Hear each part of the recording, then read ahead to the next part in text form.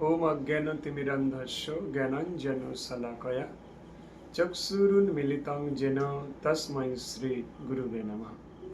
হরে কৃষ্ণ। আজকের আলোচ্য বিষয় আমাদের নাভি কেন্দ্র। নাভির গুরুত্ব আমরা কেউ জানি না, কিন্তু সবাই জানি। কিভাবে? যখন আমরা মাতৃগর্ভে থাকি তখন মায়ের নাভির মাধ্যমে আমাদের শরীরের কানেকশন হয়। আমাদের নাভি থেকে একটা নাড়ি বেরিয়ে এসে সেটা মায়ের শরীরের সঙ্গে কানেক্টেড থাকে, আর মায়ের খাদ্য আমাদের এই নাভির মাধ্যমে আমাদের শরীরে যায়। তো যোগশাস্ত্রে এই নাভির কেন্দ্র থেকে ৭২,০০০ নাড়ির কানেকশন আছে বলা হয়ে থাকে। সেটা সূক্ষ্ম অতীব জটিল নাড়ির বন্ধন থাকে ৭২,০০০, এবং তার মধ্যে ৩টে নাড়ি মেন আমাদের শরীরকে কন্ট্রোল করে: ইড়া, পিঙ্গলা এবং সুষুম্না। পিঙ্গলা হচ্ছে ডান দিকে সূর্য নাড়ি, পিঙ্গলা, আর ইড়া হচ্ছে বাঁ দিকের চন্দ্র নাড়ি, চন্দ্রতাল্লাট। আর দুটো মিশিয়ে দুটো একত্রীভূত হয়ে একটা নাড়ি আছে সিদ্ধারা, মেরুদণ্ড, এটা হচ্ছে সুষুম্না। তো এই ৩টে নাড়ি এবং আমাদের যে ৭টা চক্র, সেই ৭টা চক্রের মেন আধার হচ্ছে কুণ্ডলিনী, আমাদের ইউরিনাল অর্গানের ঠিক ১.৫ ইঞ্চি উপরে, যাকে মূলাধার চক্র বলা হয়। তো এই মূলাধার চক্রের উপরে থাকে আমাদের স্বাধিষ্ঠানা চক্র অর্থাৎ মনের উপরে থাকে আমাদের মণিপুর চক্র, যেটা ঠিক নাভি কেন্দ্রের কাছে থাকে, অর্থাৎ আপার অ্যাবডোমেন, উপরের পেট। এখন এই নাভি কেন্দ্র, এখানে অগ্নিতত্ত্বের স্থান, এখানে সূর্য এবং বৃহস্পতির স্থান, আর কুণ্ডলিনী হচ্ছে মঙ্গলের স্থান। এখন আমাদের অ্যাস্ট্রোলজি অনুসারে প্রত্যেকটা চক্রেরই একটা করে লর্ড আছে, একটা করে গ্রহ আছে। তা এখানে আমাদের আলোচ্য বিষয় এটা যে আমাদের এই নাভির উপরে যদি আমরা পাওয়ার দিই কন্টিনিউ, তাহলে আমাদের শরীরের অগ্নিতত্ত্বটা বাড়বে। অগ্নিতত্ত্ব আমাদের শরীরে একটা নির্দিষ্ট পরিমাণ দরকার, সেটা কমে গিয়ে 6% হয়ে গিয়েছে। এটা কমসে কম 12% হওয়া উচিত। বৃক্ক, যে আগুনের মাধ্যমে আমাদের খাদ্য ডাইজেস্ট হয়। এবং কিছু মানুষ দেখবেন অনেক মানুষের সঙ্গে একসঙ্গে স্বাচ্ছন্দ্য বোধ করে না, একা থাকতে ভালোবাসে, এর এই মণিপুর চক্র ডিস্টার্ব রয়েছে। এবং দেখবেন যাদের বিবাহ সংক্রান্ত সমস্যা, বিবাহে অশান্তি, এগুলো হচ্ছে তাদের ক্ষেত্রে তাই। এবং সুখ, শান্তি, আনন্দ, বৈভব সবই কিন্তু আমাদের এই নাভি চক্রের উপরে নির্ভর করে। মণিপুর চক্র, সোলার প্লেক্সাস, সেইখানে সূর্যের প্রচণ্ড প্রভাব রয়েছে, আর আমাদের পৃথিবী সূর্যকে কেন্দ্র করে। তাই এই চক্রের পাওয়ার দেওয়া খুবই জরুরি। এই চক্র, এই নাভির স্থান আমাদের ডিস্টার্ব হওয়ার আরেকটা কারণ নেশা করা, খারাপ কাজ করা, দুষ্ট মিথ্যা কথা বলা, এইসব কুকাজ করা এবং আমিষ আহার করা, এগুলো থেকে আমাদের জীবনে অনেক রকম ক্ষতি হওয়ার সম্ভাবনা আছে। এবং এই চক্র যদি কারোর পাওয়ারে আসে, তাহলে কিন্তু প্রত্যেকটা সাধনা মুহূর্তের মধ্যে সিদ্ধ হয়ে যাবে। নাভি চক্র যদি কারোর দুর্বল থাকে, ওর সাধনাও সিদ্ধ হবে না, শত চেষ্টা করার পরেও।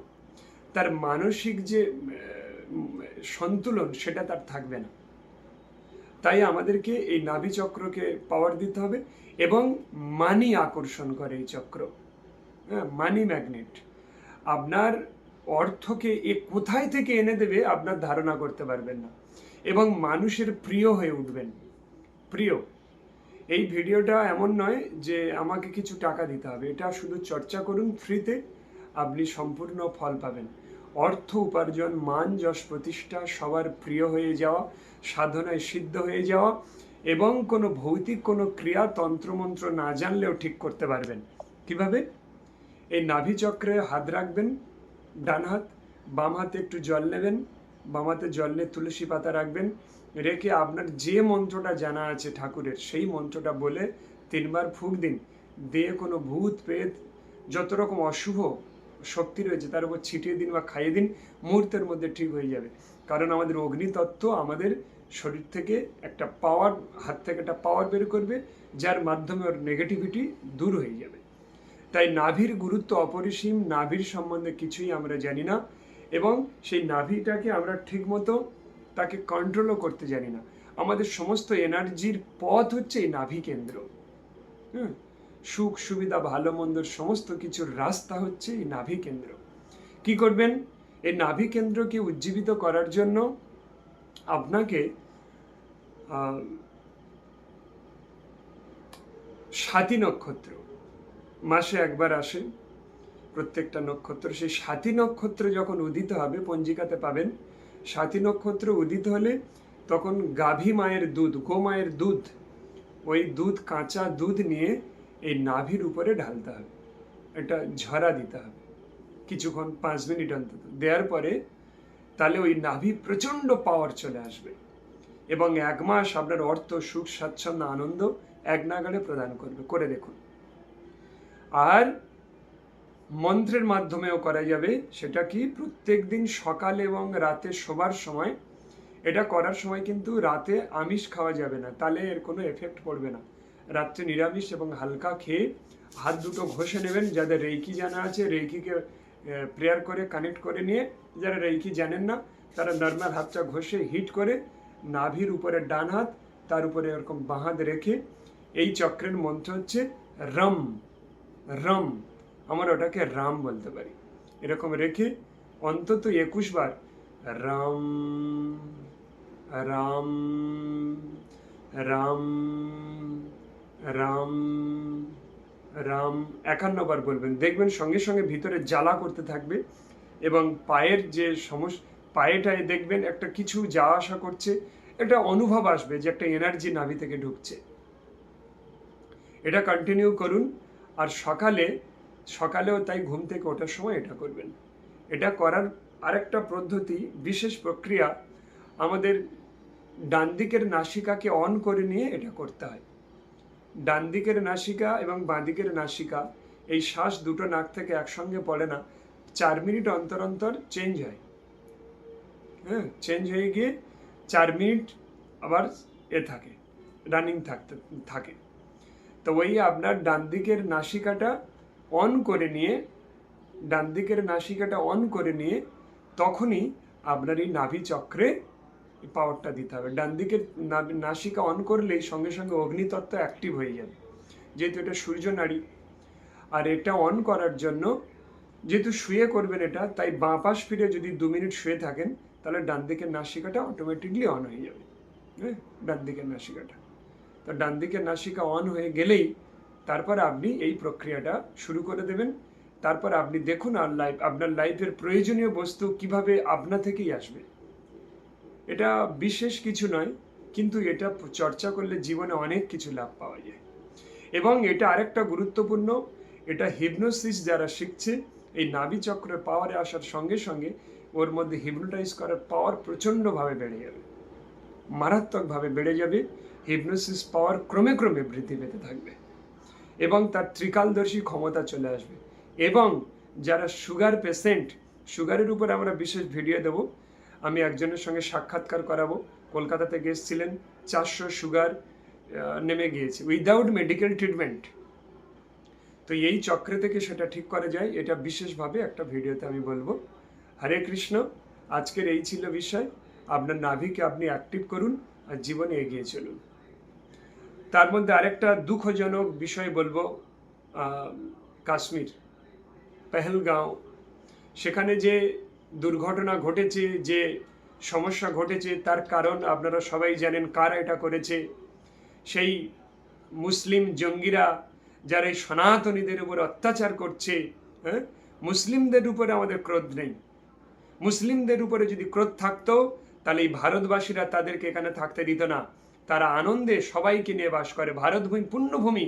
এখানে হিন্দুরা সেই রামচন্দ্র, সেই ভগবান কৃষ্ণের সেই তাদের সেই আচরণ, তাদের জ্ঞান এরা বহন করে নিয়ে চলেছে। তাই এরা সনাতনী, এরা সবাইকে নিয়ে চলতে পারে, কিন্তু এরা মুসলিম হিন্দুকে নিয়ে চলতে পারে না। কিন্তু আমরা চলতে পারি। আপনারা দেখুন পাকিস্তানে তাদের হিন্দু কোথায়? হ্যাঁ, কতটুকু আছে, কি আছে? তারা আজকের দেখুন, অথচ আমাদের ইন্ডিয়াতে কত মুসলিমদেরকে নিয়ে আমরা বাস করছি, কোনো হিন্দু, কোনো সনাতনী তাদের উপরে টর্চার করে না, উল্টে তারা এদেরকে টর্চার করে। হ্যাঁ, আর এখন যারা শান্তির দূত হবে, যারা শান্তির দূত হয়ে আসবে, যে মহাত্মা গান্ধী বলেছিলেন এক পার্টি মারলে আরেক পার্টি পেতে দিন, এইরকম যারা জ্ঞানের উপদেশ এই পরিস্থিতিতে দেবে, এরা টেরোরিস্টের দূত ভাববেন। এদের কোনো জ্ঞান উপদেশ দেবেন না। এখন যুদ্ধ দরকার আছে, প্রচণ্ড যুদ্ধের দরকার আছে। কারণ ভগবান রামচন্দ্র তিনিও অন্যায়ের বিরুদ্ধে সীতা দেবীকে একজনকে হরণ করেছিল, তার জন্য পুরো পুরো পুরো রাবণ রাজ্য পুড়িয়ে ছারখার করে দিয়েছিল। হ্যাঁ, ভগবান কৃষ্ণ এরকম কত বড় বড় অসুরকে একদম ধ্বংস করে দিয়েছিল। তাই যদি এরকম কেউ শান্তির দূত হয়ে আসে, তাহলে এক চান্সে ভেবে নেবেন এ টেরোরিস্টের দূত, এ একটা জঙ্গির দূত। তাই আপনারা সবাই হিন্দুরা সোচ্চার হয়ে যান, সোচ্চার হয়ে উঠুন। উঠে কি করবেন? ধর্মের প্রতি মন দিন, সংগঠন করুন। সংগঠন ক্লাব থেকে হয় না, বারবার বলি আমি, ক্লাব থেকে সংগঠন হয় না, সংগঠন কোনো ধর্মীয় স্থান থেকে হয়। ওদের সংগঠনটা ওরা মসজিদ থেকে তৈরি করে, আর আপনার সংগঠন কোনো মন্দির ধর্মস্থান থেকে তৈরি করা উচিত। আমি মুসলিম বিরোধী কথা বলছি না। যে অবস্থা হয়েছে মুর্শিদাবাদে আর যে অবস্থা হয়েছে কাশ্মীরে, ইন্ডিয়ার আত্মা, সেই পরিপ্রেক্ষিতে এটা বলা ছাড়া আর কোনো ভাষা নেই। এই সনাতনীরা কত ভালো, তার ফলে এদেরকে এই ভারতের আর থাকতে দিয়েছে, অথচ ওরা ভারতের খেয়ে ভারতের ক্ষতি করে। যাই হোক, হরে কৃষ্ণ। আপনারা সবাই সাবধানে থাকবেন, আর দেখবেন কিভাবে এই সনাতনীদের উন্নতি আসে, কিভাবে সংগঠন বাড়ে, সেই চিন্তায় থাকবেন। আমার ভিডিওকে সবাই ফলো করুন, জীবনে শান্তি পাবেন। আর দেখবেন, আর শেয়ার করুন চারিদিকে, শান্তি পাবেন এবং আপনার জীবনের মানে আপনি বুঝতে পারবেন। হরে কৃষ্ণ।